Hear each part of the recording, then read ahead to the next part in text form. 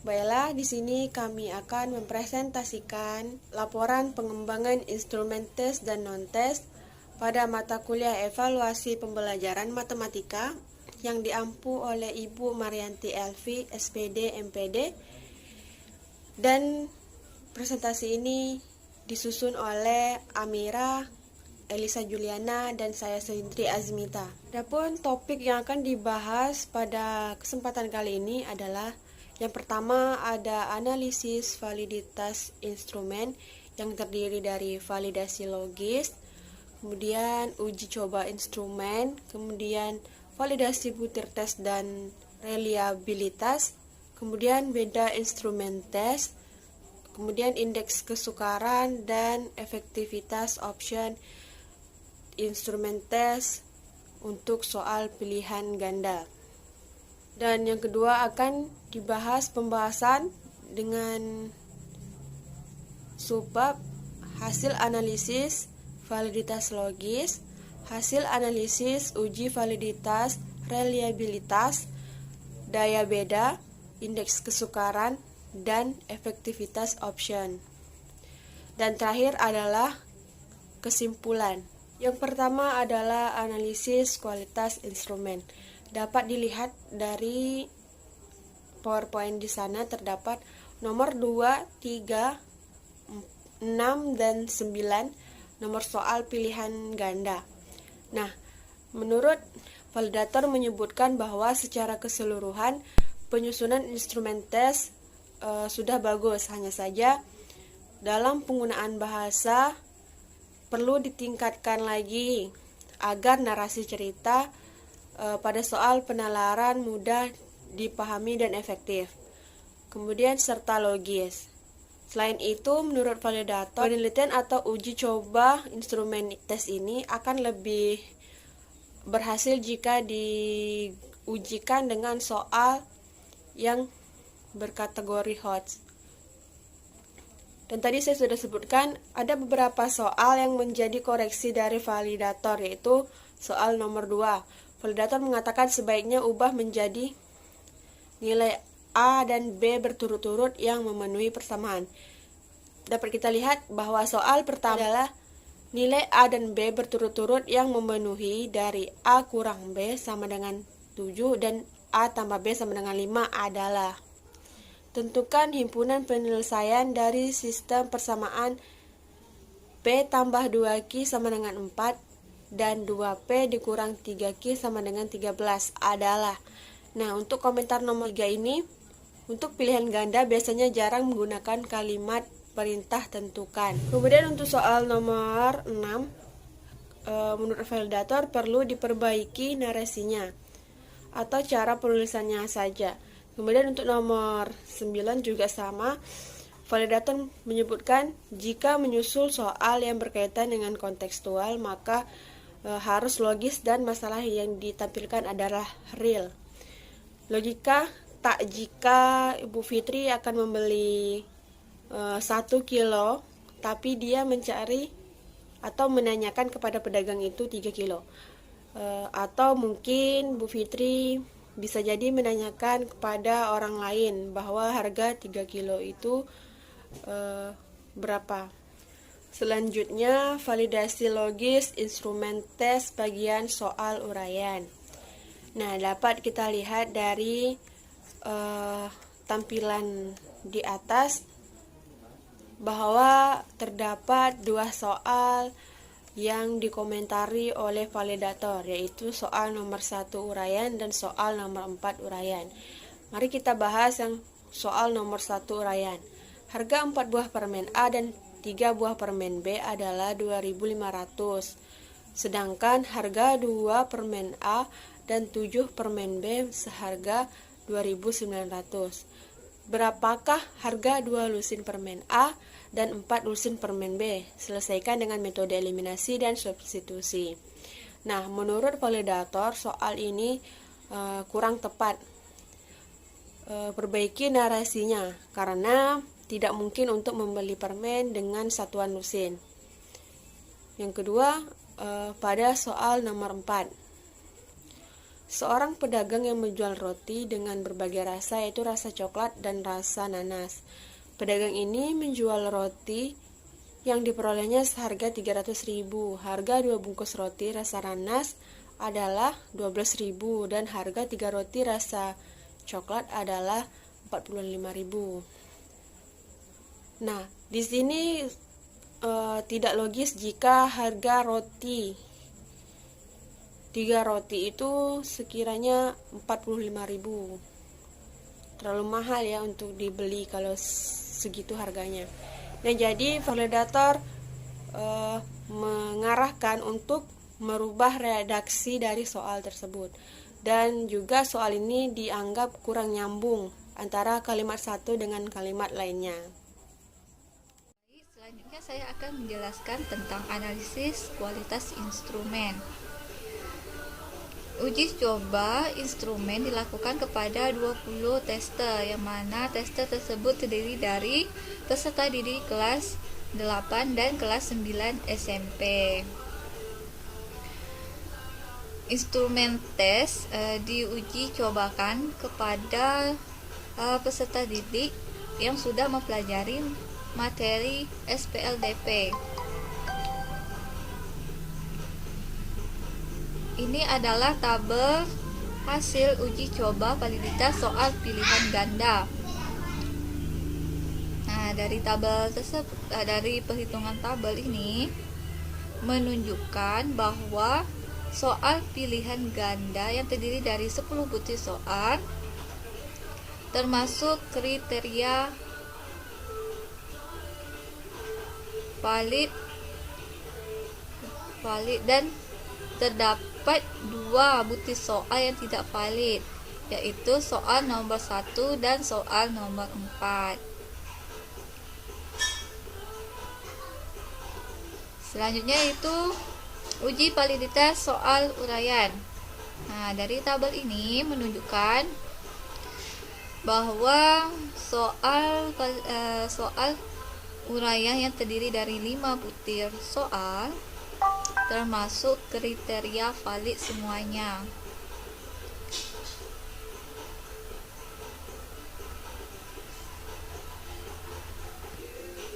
Dan untuk kriteria ini termasuk kriteria sangat tinggi dan sedang.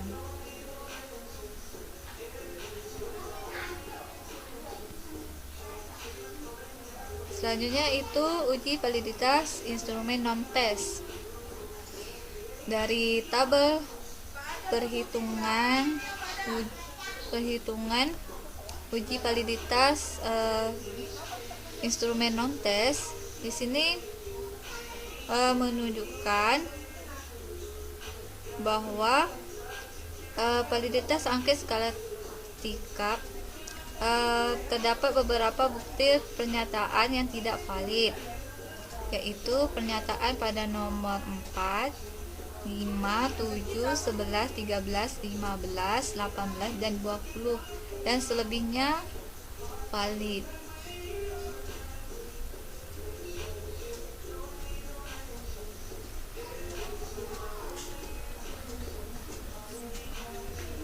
Ini adalah selanjutnya adalah reliabilitas. Ini adalah tabel hasil reliabilitas soal pilihan ganda. Nah, dari hasil perhitungan reliabilitas ini menunjukkan bahwa soal pilihan ganda ini kriterianya reliable dengan kategori sangat tinggi. Selanjutnya itu analisis reliabilitas soal uraian. Ini maaf ya, ini bukan analisis validitas tapi analisis reliabilitas. Nah, dari hasil perhitungan menunjukkan bahwa soal uraian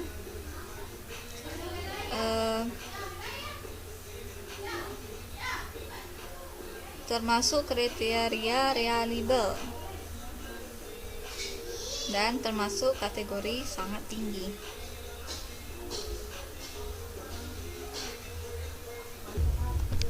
Oke, selanjutnya itu uji reliabilitas angket skala sikap. Nah, dari hasil perhitungan melalui Excel didapatlah analisis reliabilitas skala sikap, yang mana dari tabel ini menunjukkan bahwa angket skala sikap termasuk kategori baik. Nanti bisa dibaca ulang ya tabel ini. Selanjutnya itu uji daya beda soal pilihan ganda. Dari hasil analisis uji daya beda soal pilihan ganda didapatlah kategori daya bedanya, yaitu cukup, nomor 1 cukup, nomor 2 baik, nomor 3 baik, nomor 4 jelek, nomor 5 baik sekali, nomor 6 baik, nomor 7 cukup, nomor 8 baik sekali, nomor 9 baik, dan nomor 10 baik. Selanjutnya adalah uji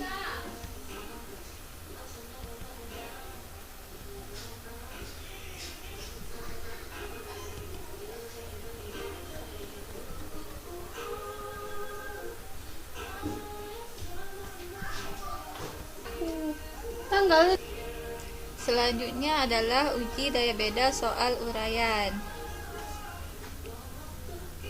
Ini adalah tabel hasil uji daya beda soal uraian. Nah, dari hasil tersebut menunjukkan bahwa soal nomor 1 termasuk kategori baik, nomor 2 soal nomor 2 kategori baik, bukti soal nomor 3 cukup, bukti soal nomor 4 jelek, dan bukti soal nomor 5 jelek.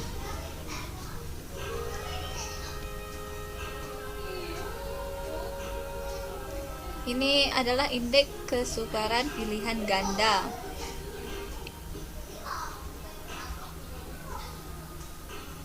Dari hasil dari tabel ini menunjukkan bahwa indeks kesukaran soal pilihan ganda termasuk kategori sedang untuk soal nomor 1, nomor 2 sedang, nomor 3 sedang, nomor 4 sukar, nomor 5 sedang, nomor 6 sedang, nomor 7 mudah, nomor 8 sedang, nomor 9 sedang, dan nomor 10 mudah.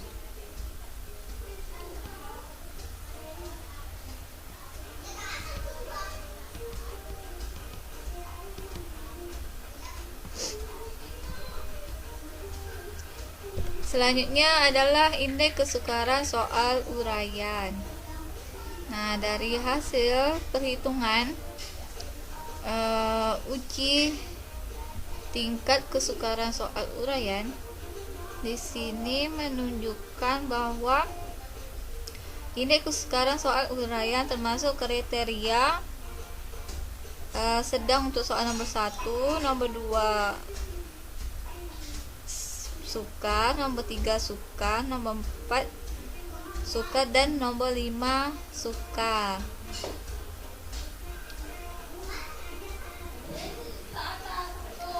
Selanjutnya adalah efektivitas option pilihan ganda. Nah, dari hasil uji coba efektivitas option pilihan ganda melalui Excel, yang mana dari tabel ini menunjukkan bahwa pada soal nomor 1 option A efektif karena kelompok atas lebih sedikit memilih dari kelompok yang bawah. Dan option D tidak efektif karena pemilihan kelompok atas lebih banyak dari kelompop bawah. Dan pada soal nomor 2, semua opsi pengecoh efektif. Dan untuk soal nomor 3, semua opsi tidak efektif. Dan pada soal nomor 4, opsi B saja yang tidak efektif. Dan pada soal nomor 7, opsi tidak efektif dan selebihnya efektif. Dan untuk soal nomor 8 semuanya efektif. Kemudian soal nomor 9 dan 10 semua option efektif.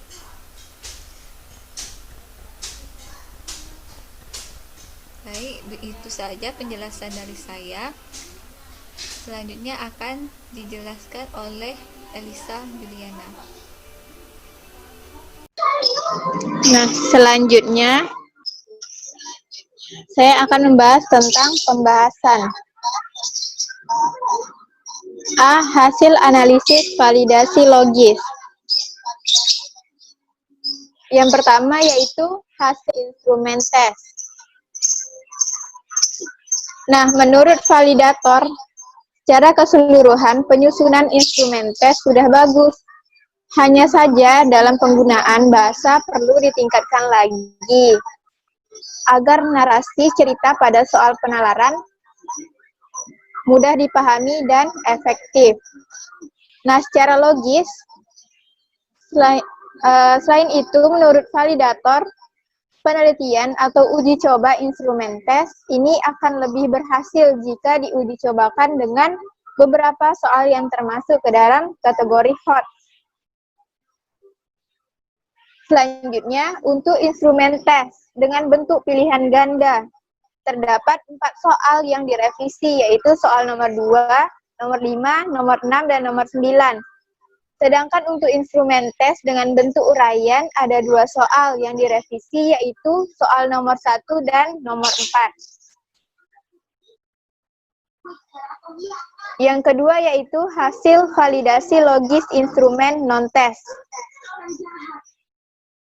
Nah, dari validasi logis yang dilakukan untuk instrumen non-tes, skala self-efficiency dan daftar cek, skala sikap, sudah bisa digunakan tanpa adanya revisi. Untuk penilaian pada beberapa aspek validator memberikan nilai baik dan sebagiannya lagi setuju. Selanjutnya yaitu ada hasil analisis uji validitas, reliabilitas, daya beda, indeks kesukaran, dan efektivitas option. Yang pertama, saya akan membahas tentang hasil analisis uji validitas. Nah, instrumen penilaian bentuk pilihan ganda dan uraian tidak valid dikarenakan peserta didik tidak memiliki jawaban yang sama dan mengerjakan hasilnya juga sembarangan. Untuk validitas angket, setelah diuji cobakan kepada peserta didik, hasil hitungan validitas terdapat 8 pertanyaan tidak valid, hanya 12 pernyataan saja yang valid.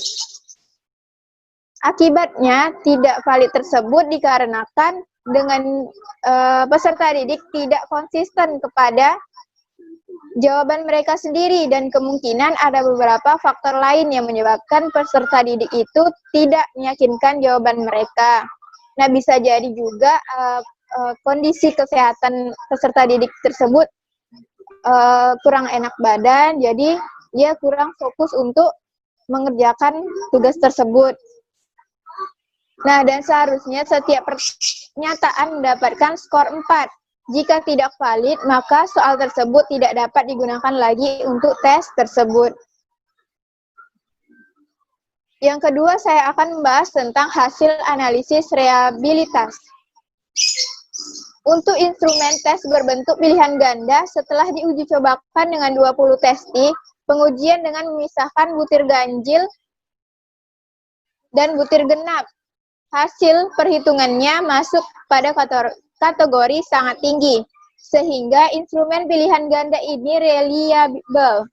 Sedangkan untuk reliabilitas instrumen tes berbentuk uraian, setelah diuji cobakan pada 20 testi, perhitungan hasil reliabilitas instrumen kategori tinggi sehingga instrumen uraian reliable.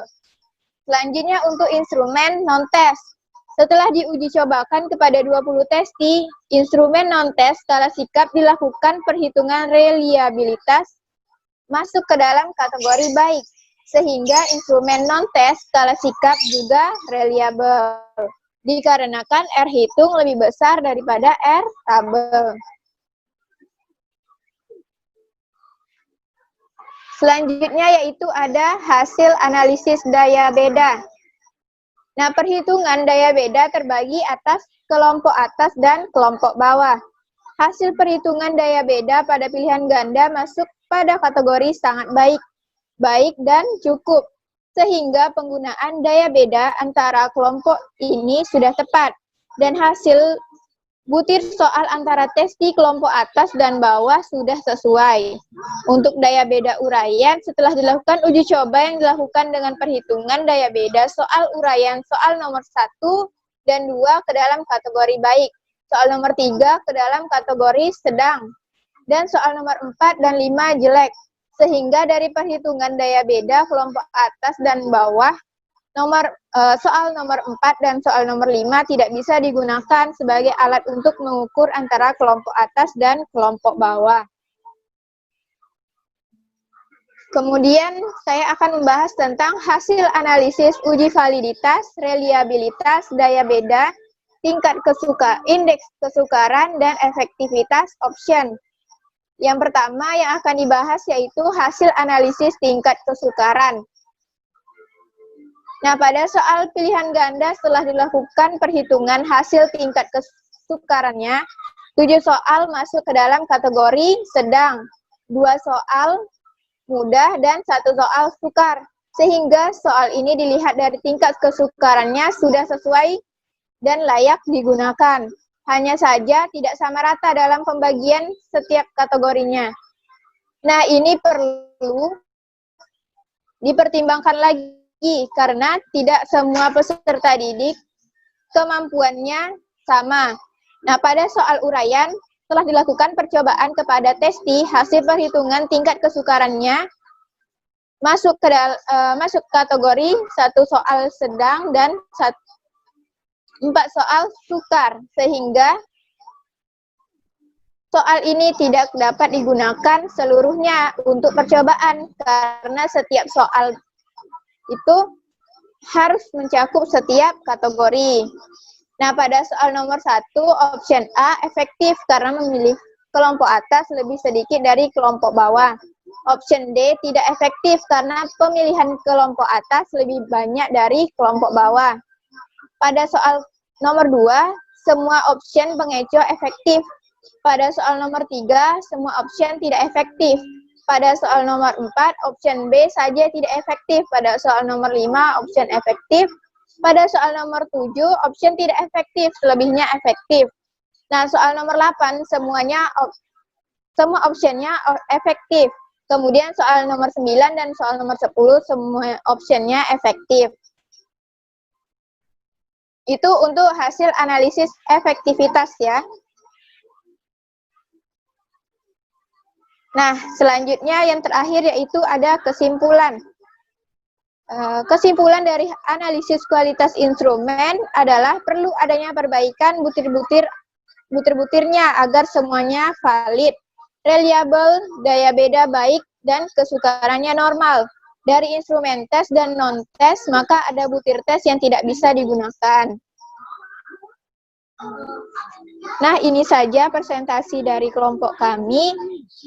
Mohon maaf jika ada kekurangannya. Jika ada pertanyaan, teman-teman bisa memberikan pertanyaannya masuk ke dalam kolom komentar. Assalamualaikum warahmatullahi wabarakatuh.